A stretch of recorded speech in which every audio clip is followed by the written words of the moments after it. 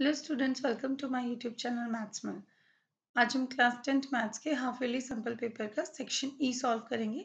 इससे पिछले वीडियोस में हमने section A B C D solve किया था, पर अभी तक अगर आपने वो वीडियोस नहीं देखी हैं तो मेरे चैनल की क्लास 10th की प्लेलिस्ट पर जाकर आप वो वीडियोस देख सकते हैं। तो शुरू करते हैं सेक्शन ई। इसमें 4 केस स्टडी बेस्ड क्वेश्चन है। So first question of this section, और we can say 34th question. The below picture are few natural examples of parabolic shape which is represented by a quadratic polynomial. आपको ये parabolic examples दिए हुए हैं। आपको पता है जो quadratic polynomial के ग्राफ होते हैं वो कैसे होते हैं? Parabolic. A parabolic arc is an arc in the shape of a parabola.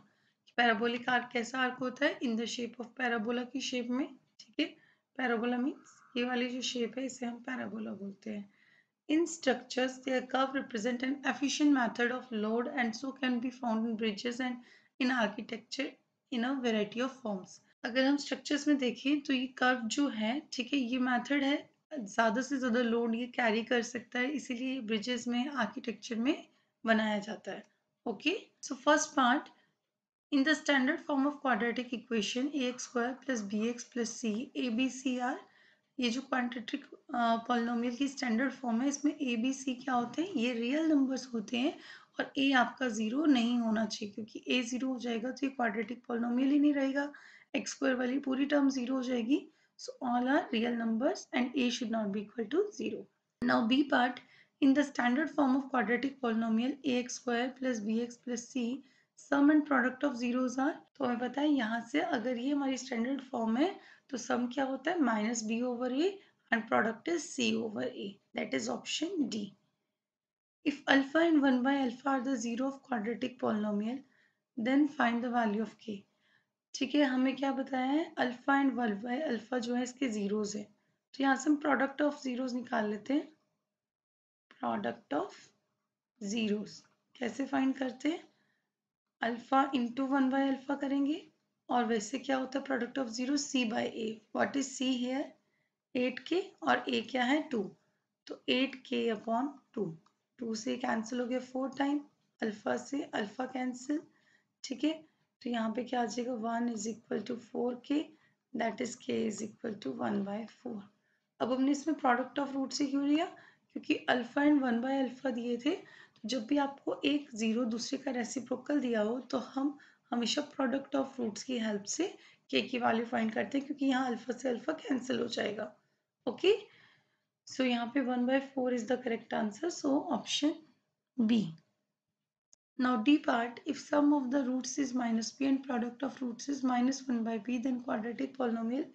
Quadratic polynomial हम कैसे find करते हैं? x square minus sum of roots into x plus product of roots, ठीक है, तो x square minus sum कितना दिया है? minus p into x plus product कितना दिया है? minus 1 by b, ठीक है, तो क्या आ जाएगा? X square plus P x minus 1 by P, ठीक है, और इसको हम किसी कांस्टेंट से मल्टीप्लाई कर सकते हैं, तो the correct answer is option C. Question number 35, mister Jaskirat Singh is living in Jalandhar, Punjab. As per the government he takes his dose of vaccination in the month of June 2021 in Civil Hospital Jalandhar.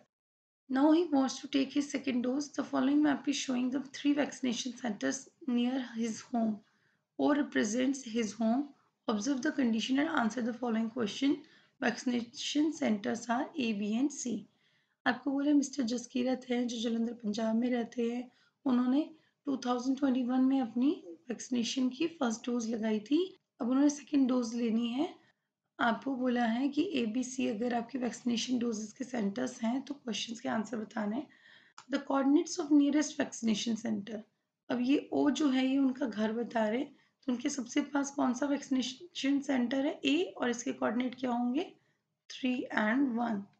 Okay, so nearest vaccination centre के coordinates आ गए 3, 1।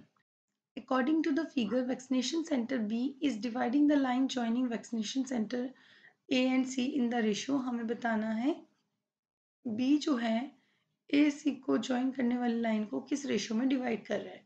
तो सबसे पहले B के coordinates क्या होंगे? 6, 4, और C के कोऑर्डिनेट्स होंगे 8 and 6। ओके, मान लेते हैं लेट रेशियो क्या है? k:1, ठीक है। तो हमारे पास यहाँ पे क्या आ जाएगा, using section formula, here ratio is k:1, so using section formula,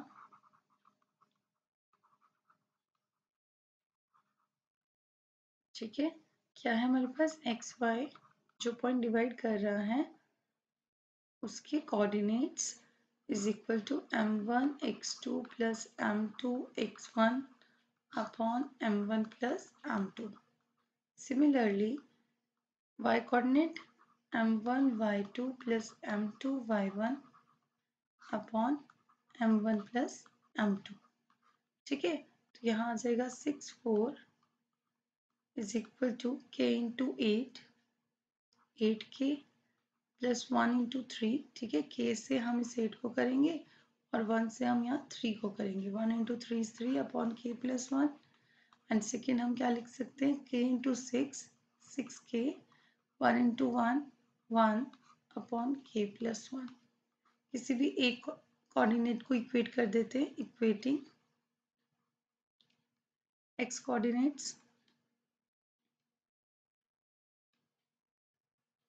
के पास आ जाएगा 6 is equal to 8k plus 3 upon k plus 1।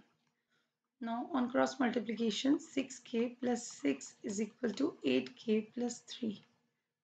6k हम यहाँ ले आते हैं, 3 को ट्रांसपोज करके इधर ले जाते हैं, तो 6 minus 3 is equal to 8k minus 6k।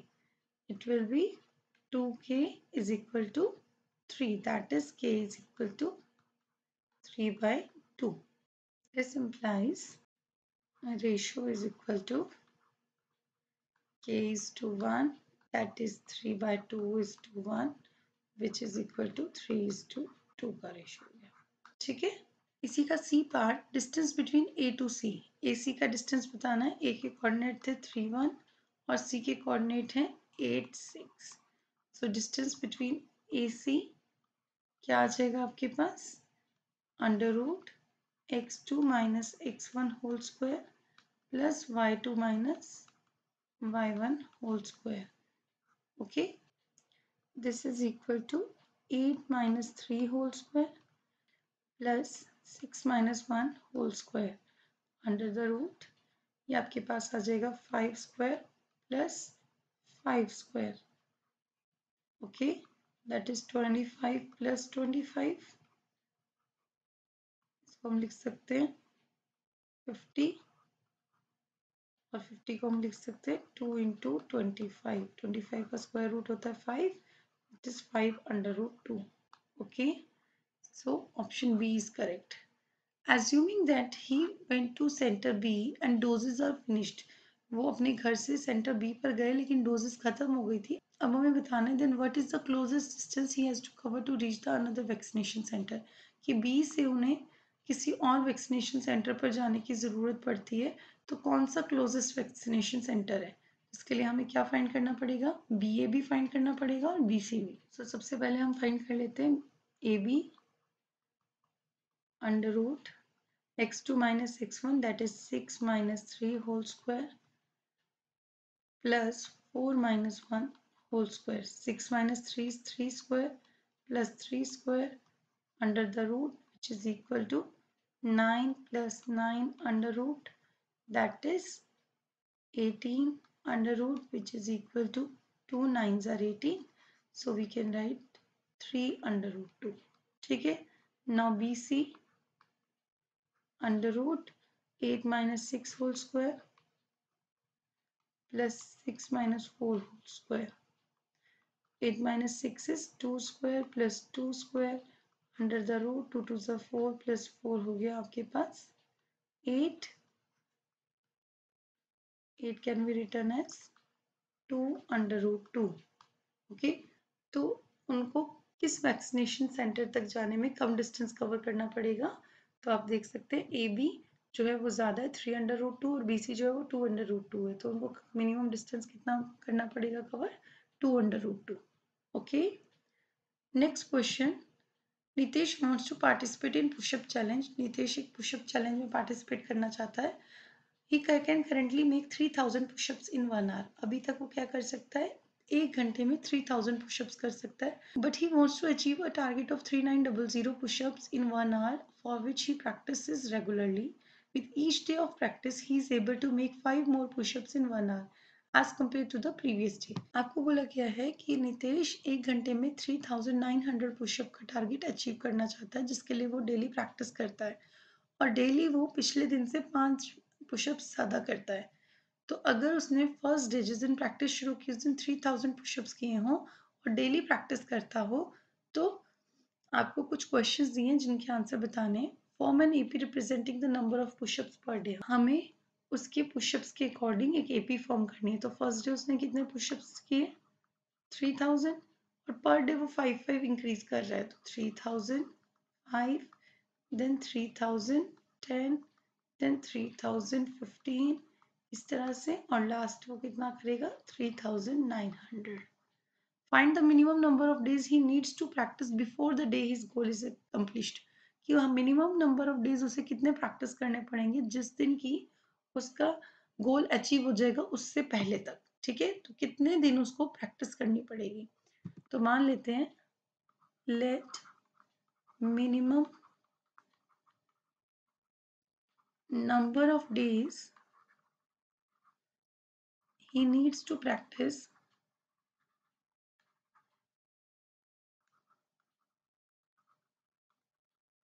B n. ठीक है, और यहाँ पर क्या क्या है हमारे पास? Here first term is equal to 3000. Common difference कितना है? वो डेली 5 पुशअप्स इंक्रीज कर रहा है. तो हमें पता है a n is equal to a plus n minus 1 into d. ठीक है, लास्ट उसको कितना करना है? 3900 is equal to a is 3000 plus n minus 1 into d is 5. Okay, transpose करके 3000 को LHS में ले आते हैं is equal to n minus 1 into 5, that is 900. 5 denominator में आ जाएगा is equal to n minus 1. 5 से 5 1 ज़ा 5, 5 8 ज़ा 40 एंड 5 0 ज़ा 0. सो 180 माइनस 1 को ट्रांसपोज करके इधर ले आते हैं एंड कितना आ गया? 181. ये 181 में अपना टारगेट अचीव कर लेगा. अब उसने हमें पूछा है कि अपना टारगेट अचीव करने से पहले उसे कितने दिन लगेंगे. ठीक है, so number of days he needs to achieve his target before the day his goal accomplished. उस दिन से पहले तक कितने दिन होंगे? तो 181 minus 1, that is 180 days. Okay, find the total number of push-ups performed by Nitesh up to the day his goal is achieved. Total कितने उसने पुशअप्स फर्स्ट डे से लास्ट डे तक किए. तो हमें क्या फाइंड करना है? SN. और क्या फॉर्मूला है SN का? n/2. अगर हमें फर्स्ट टर्म और लास्ट टर्म पता है तो हम डायरेक्ट ही फॉर्मूला लगा सकते हैं. तो कितने दिन उसने प्रैक्टिस किया है? 181 upon 2. First term is 3000 and last term is 3900. On addition, what will we get here? 6900. 2 से डिवाइड कर देते हैं. 2 3 ज़ा 6, 2 4 ज़ा 8, 2 5 ज़ा 10 and 0. So 181 into 3450. It will be 624,450. Okay, यानी कि टोटल उसने 6,24,450 पुशअप्स किए. Okay, next question, last question of the sample paper. There are some toy horses and toy clowns on Santa sledge.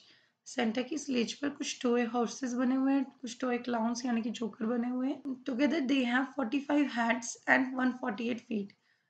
इकट्ठा अगर हम टोटल करें तो 45 हेड हैं और 148 फीट हैं. तो हमें इस सिचुएशन पर बेस कुछ क्वेश्चन दिए हुए हैं तो हमें जो सॉल्व करने हैं. So a is form the pair of linear equation. तो मान लेते हैं let number of toy horses be x and number of clowns be y। ठीक है, तो अब हम क्या कर सकते हैं, फर्स्ट इक्वेशन कैसे बनेगी, टोटल हेड 45 है तो दोनों का एक एक ही हेड है, तो x plus y is equal to 45। ठीक है, और दूसरा आपको बोला है टोटल फीट 148 है, टोटल फीट 148 है, इसमें हम क्या कर सकते हैं, हमें पता है कि क्लाउन के 2 फीट होंगे और हॉर्स के 4, तो 4x plus 2y is equal to 148। This is second equation. Okay, अब आपको बी में बोला है find the number of toy horses and toy clowns, हमें टॉय हॉर्सेस और टॉय क्लाउन्स बताने कितने होंगे, तो हमारी इक्वेशन थी x plus y is equal to 45 और सेकेंड इक्वेशन हमारी थी 4x plus 2y is equal to 148। Name it as equation 2। हम इक्वेशन 2 को थ्रू आउट 2 से डिवाइड कर देते हैं, so it will be dividing by 2, तो यहाँ आ जाएगा 2x plus y is equal to 74। ठीक है, अब हम एलिमिनेशन मेथड यूज कर सकते हैं, यहाँ पर इक्वेशन 1 सब्ट्रैक्ट कर देते हैं इक्वेशन 2 से। ठीक है, क्योंकि y के कोफिशिएंट सेम है तो हम डायरेक्ट सब्ट्रैक्ट कर सकते हैं, sign will change, plus will become minus, y से y cancel, 2x minus x is x, 74 minus 45 it will be 29।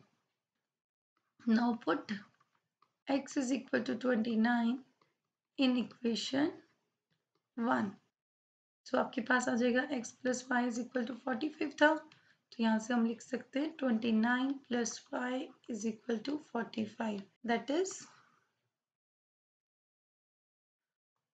y is equal to 45 minus 29, so y is equal to 16। okay, so number of toy horses, ठीक है, कितने horse हैं, हमने x माने थे, that is 29 and number of toy clowns is equal to y is equal to 16।